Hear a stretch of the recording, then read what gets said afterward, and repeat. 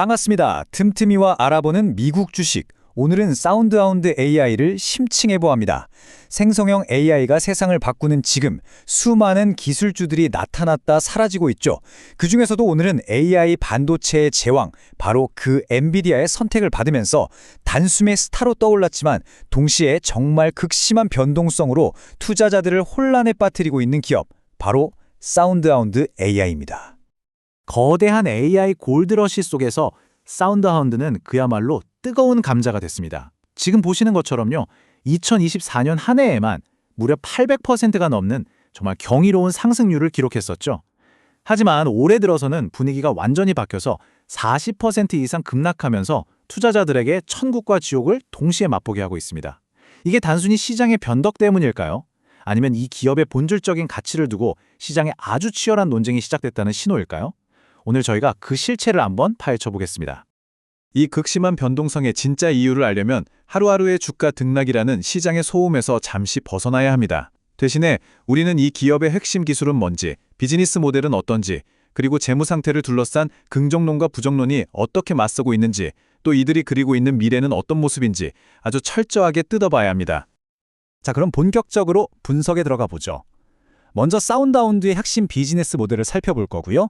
이어서 시장의 가장 뜨거운 쟁점인 긍정론과 비관론을 심도 있게 비교 분석하겠습니다. 그리고 마지막으로 이 모든 걸 종합해서 미래 시나리오를 전망해보는 순서로 진행하겠습니다. 첫 번째 파트, 비즈니스 모델입니다. 사운드하운드는 과연 목소리로 어떻게 돈을 버는 걸까요?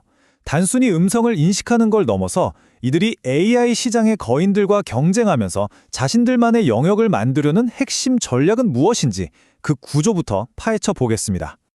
사운드하운드의 핵심 경쟁력은 바로 이 에이전트 AI라는 기술에 있습니다. 이게 뭐냐면요. 기존의 음성 비서가 오늘 날씨 어때 같은 단답형 질문에만 답했다면 에이전트 AI는 훨씬 더 똑똑합니다. 예를 들면 이런 거죠. 금요일 저녁 7시에 강남역 근처 이탈리안 레스토랑 예약 좀 하고 친구한테 약속 장소 문자로 보내줘. 이렇게 여러 단계의 복잡한 명령을 맥락에 맞게 한 번에 처리하는 말 그대로 개인 비서 역할을 하는 기술이라고 보시면 됩니다. 바로 이 비유가 사운드하운드의 정말 거대한 야망을 보여줍니다. 그들은 단순히 자동차나 스마트폰에 들어가는 앱 하나를 만드는 게 목표가 아니에요. 마치 우리 컴퓨터에 마이크로소프트의 윈도우가 깔려있고 스마트폰에 애플의 iOS가 있는 것처럼 세상의 모든 기기에서 목소리로 상호작용하는 표준 운영체제, 그러니까 음성 OS가 되겠다는 겁니다. 만약 이게 성공한다면 그 파급력은 정말 상상을 초월하겠죠. 그리고 이들의 음성 OS 전략은 이미 현실이 되고 있습니다. 우리가 매일 타는 자동차 안에서, 또 즐겨 찾는 레스토랑의 주문 시스템에서, 심지어는 병원, 은행, 그리고 집안의 수많은 사물 인터넷 기기에 이르기까지 사운드하운드의 기술은 우리 삶 곳곳에 스며들고 있습니다. 특정 산업 하나에 얽매이지 않는 바로 이 확장성이야말로 이들의 가장 큰 무기인 셈이죠. 하지만 이렇게 장밋빛 전망만 있는 건 아닙니다. 자, 이제부터가 이 분석의 핵심인데요. 사운드하운드를 둘러싼 시장의 시선은 정말 극명하게 엇갈립니다.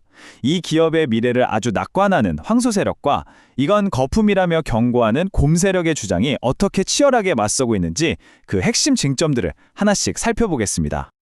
먼저 긍정론자, 즉 황소 측의 주장은 폭발적인 성장세에서 시작됩니다. 이 회사는 지난 3분기에 시장의 예상을 훌쩍 뛰어넘는 기록적인 매출을 달성했을 뿐만 아니라 연간 전체 실적 전망치까지 올려잡았어요. 이건 단순히 한 분기점 잘했다 이걸 넘어서 회사의 사업이 이제 본궤도에 올랐다는 자신감의 표현으로 해석될 수 있는 거죠. 하지만 모든 빛 뒤에는 그림자가 있는 법이죠. 비판가들은 이 성장세에 비해서 주가가 터무니없이 비싸다고 주장합니다. 현재 사운드하운드의 시가총액은 연간 매출의 무려 32배에 달하는데요. 이게 어느 정도냐면 전통적인 제조업은 말할 것도 없고 이미 성숙기에 접어든 다른 기술주들과 비교해도 굉장히 높은 수준입니다. 미래의 성장을 너무 과도하게 현재 가치로 끌어다 썼다는 비판을 피하기 어려운 대목입니다. 강세론자들은 2억 6,900만 달러라는 넉넉한 현금과 부채가 전혀 없는 탄탄한 재무 구조로 강조합니다. 이건 당분간 자금 걱정 없이 기술 개발과 시장 확장에만 집중할 수 있는 실탄이 충분하다는 의미죠. 하지만 약세론자들은 그 실탄이 너무 빨리 소진되고 있다는 점을 경고합니다. 실제로 이 회사는 매출 100달러를 벌 때마다 74달러를 비용으로 태워버리고 있습니다. 이런 구조라면 아무리 현금이 많아도 결국 바닥을 드러낼 수밖에 없다는 거죠. 결국 이 모든 논쟁은 신뢰라는 한 단어로 귀결됩니다. 강세론자들은 AI 반도체의 제왕, 엔비디아가 직접 투자했다는 사실을 가장 강력한 신뢰의 근거로 내세우죠. CEO 역시 기술력에서 경쟁사를 압도한다고 자신하고 있고요. 반면에 약세론자들은 현재 진행 중인 증권 사기 소송 문제를 거론하면서 경영진의 투명성에 의문을 제기합니다. 또 실제 사용자들 사이에서는 음성 인식률이 떨어진다거나 하는 아직 기술이 불안정하다는 불만이 꾸준히 나오고 있습니다. 이러한 낙관론은 특히 개인 투자자들 사이에서 아주 뜨겁습니다. 이들은 회사의 탄탄한 펀더멘털과 이미 확보된 12억 달러 규모의 수주 잔고에 주목하죠. 여기에다가 주가 하락에 베팅한 공매도 물량이 많기 때문에 작은 호재 하나만 터져도 이들이 손실을 줄이려고 주식을 급하게 사들이는 숏 스퀴즈가 발생하면서 주가가 폭등할 수 있다는 기대감까지 더해지고 있는 상황입니다. 하지만 냉정한 분석가들은 훨씬 더 암울한 그림을 그리고 있습니다. 이들은 단기적인 주가 등락이나 기대감이 아니라 기업의 본질적인 현금 창출 능력에 주목합니다. 보시는 것처럼 이 회사는 구조적으로 돈을 벌기보다는 쓰는 구조에 가깝습니다. 이런 취약한 수익성이 개선되지 않는 한 성장에 대한 모든 이야기는 결국 모래 위에 지은 성에 불과하다. 이게 바로 이들의 핵심 주장입니다. 자, 이렇게 팽팽하게 맞서는 긍정과 부정의 논쟁을 모두 살펴봤습니다. 그렇다면 이 혼란스러운 상황 속에서 우리는 미래를 어떻게 전망해야 할까요? 마지막으로 사운드하운드가 그리고 있는 미래 로드맵을 살펴보고 이 모든 것을 종합한 결론을 내려보겠습니다. 회사가 제시할 로드맵은 크게 세 단계로 볼 수 있습니다. 첫째, 최근에 인수한 인터랙션스라는 기업을 성공적으로 통합해서 기업용 AI 시장에서의 지배력을 강화하는 겁니다. 둘째, 이걸 바탕으로 2026년에는 글로벌 브랜드들과 함께 본격적인 음성상거래, 즉 목소리로 쇼핑하는 시대를 여는 것이고요. 그리고 마지막으로 이렇게 확보한 규모의 경제를 통해서 고질적인 문제였던 현금 소진을 멈추고 마침내 흑자 전환을 달성하겠다는 청사진입니다.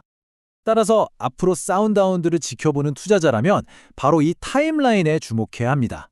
2025년 4분기에는 인수기업과의 시너지가 실제로 나타나는지, 2026년 상반기에는 야심차게 준비한 음성 상거래 서비스가 시장에서 성공적으로 안착하는지, 그리고 2026년 하반기에는 정말로 현금 흐름이 개선되는 조짐이 보이는지, 이 세 가지 핵심 이정표가 앞으로의 황소와 곰의 싸움에서 누가 승리할지를 결정하게 될 겁니다. 결국 이 모든 분석은 우리에게 마지막 질문 하나를 던집니다. 우리는 지금 아마존이나 구글처럼 세상을 바꿀 새로운 AI 거인의 탄생 초기 모습을 목격하고 있는 걸까요? 아니면 2000년대 초 실체보다 과대 광고가 앞섰던 수많은 기술 기업들이 사라져갔던 닷컴 버블의 그 익숙한 패턴을 다시 보고 있는 걸까요? 판단은 결국 우리 투자자들의 몫입니다. 오늘 살펴본 이 심층 리포트가 투자의 기준을 잡는 데 도움이 되셨길 바랍니다. 더 날카로운 토론은 오디오 팟캐스트 본편에서 이어집니다. 궁금한 기업이 있다면 댓글로 남겨주세요. 시청해주셔서 감사합니다.